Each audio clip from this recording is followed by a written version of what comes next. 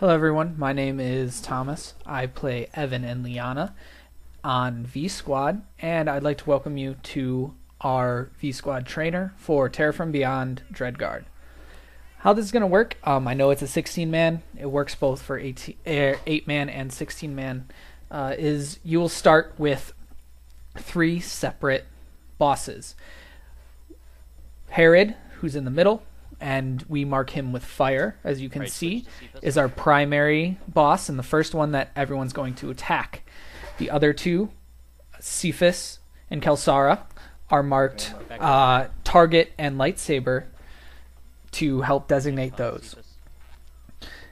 Now, as DPS, all DPS will focus on fire and burn him down as quick as they can. The only time DPS is not on fire is when he begins to cast something called Surging Chain. When that happens, all DPS will switch over to Cephas, attack Cephas until Cephas's shield goes down, have a melee DPS interrupt his attack, channeled attack, and then all DPS will return to fire. It's very important for DPS to talk during this time to make sure that they're targeting the correct person. As a tank, during this first phase, what you are doing is keeping Cephas and Kelsara away from each other. Also, each tank is on one of the bosses, except for Herod. While you're doing that, no one else should even be close to attacking them. So all it takes is your taunt, and then keeping up your buffs to make sure you're having a good defense. Any damage done to the bosses affects the other bosses in the raid, so you don't want to do too much damage as a tank. So for Vanguard tanks, keep up your screen, and shadows, keep up your resilience, and so on and so forth. After the first phase is complete and Herod dies, we will focus on Cephas. When you are focusing on Cephas, there is a new addition to the raid, and what it is Doom. While players are moving around and attacking just Cephas, you will continue to move around and you will see green balls appear above your head. If this happens, it means you are going to drop a green circle under you. This green circle puts a dot on whoever runs through it, and that causes a lot of bleeding damage and can hurt in the long run if you pick up too many of them. To get rid of these green circles, there is one person in the raid who will be doomed. When you are doomed, you will get a select number of clicks on your doom. Most of the time in story mode it is 2. That is how many circles you need to run through. Make sure if you are the person who is doomed, you're choosing the circles that are nearest to the tanks to try to keep that area clear for them. Tanks, during this time, you're still doing a tank swap. The reason you're doing a tank swap is that Kelsara puts an armor debuff on you. If you get above 5, she can start doing a lot of damage, and you have to do a tank swap on that. So every time you get a stack of 5, you tank swap, or when the armor debuff is gone, you can do a tank swap as well.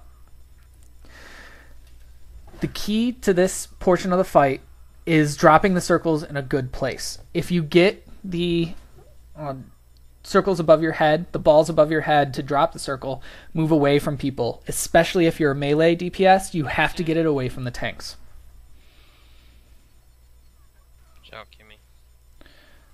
Other than this phase is completely focused on Cephas until he goes down like that. Now you've moved on to the final phase. The final phase is against Kelsara. Kelsara continues to do her armor debuff and will attack one of the tanks.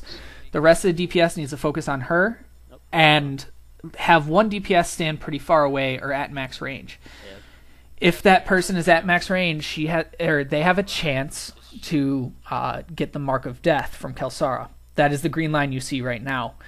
If Kelsara catches you, she will one hit you and end the raid at that point. How we run it is our tanks will actually keep Kelsara on the far end of the room, so one of the corners. That way DPS has plenty of space to run. If she starts the Mark of Death a little early and you don't think you're going to make it all the way to the other end of the room before she catches you, utilize your Sage healers to rescue and make sure that you stay far enough away from her that she can't touch you. Tanks are continuing to swap, however, with the movement, it doesn't happen as often as it does in the other portions of the raid. So by section, this is how it's going to turn out.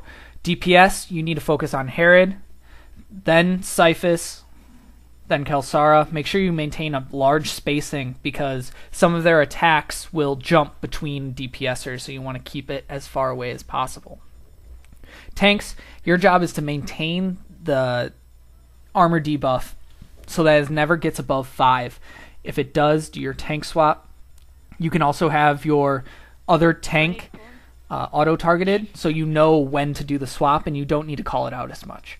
Healers, AoE heals are going to save you a lot, especially if you're a Sage, but the tanks are going to get the breath of your heals until that Doom phase. Be very careful on the Doom phase. Awesome. Good job, guys. Alright, well thank you very much for watching this. If you have any questions, go ahead and leave them down in the comment section and I'll be glad to answer them. And until next time, this is Evan/Liana signing off, and we'll see you when another V-Squad trainer shows up. Thanks again. Bye.